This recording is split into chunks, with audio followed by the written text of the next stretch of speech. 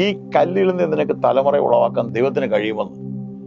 അയ്യോ, എനിക്ക് ഒന്നും കാണുന്നില്ല, സാധ്യതകളൊന്നും ഞാൻ കാണുന്നില്ല ബ്രദർ, പാസ്റ്റർ, എല്ലാം ഞാൻ കാണുന്ന പരാജയം. ആ പരാജയമായ കല്ലെന്ന് ഉദ്ദേശിക്കുന്നു.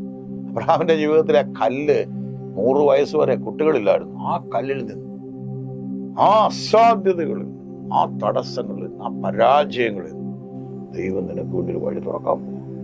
അതൊരു പ്രവചന ശബ്ദമായിട്ട് ഏറ്റെടുത്തിട്ട് അവിടെ തന്നെ, വേറെ ഒന്നുമല്ല. പണ്ട് ഞാൻ പലരും എന്നെ നോക്കി പ്രവചിക്കും, നിങ്ങൾ വീണു പോയിടത്ത്, തകർന്നു പോയിടത്ത്, കണ്ണുനീര് വീണ സ്ഥലത്ത്, ഇവിടെ പരാജയപ്പെട്ട് അവിടെ ദൈവോർത്ത്. ഞാൻ ആദ്യം വരച്ചു ഇവരൊക്കെ ഭംഗിവാക്ക് പറയുക.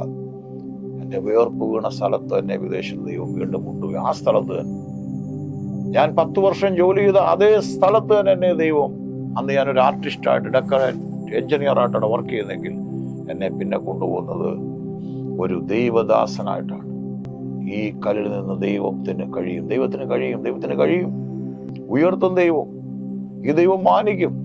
കല്ലാകുന്ന വിഷയം, തടസ്സമായി കിടക്കുന്ന വിഷയങ്ങൾ, ഇനി ഒരു ഉയർച്ച കാണുന്നില്ലെന്ന് പറയുന്ന വിഷയങ്ങൾ, ദൈവത്തിന്റെ കരം വരുമ്പോൾ അത് വളരാൻ പോകും.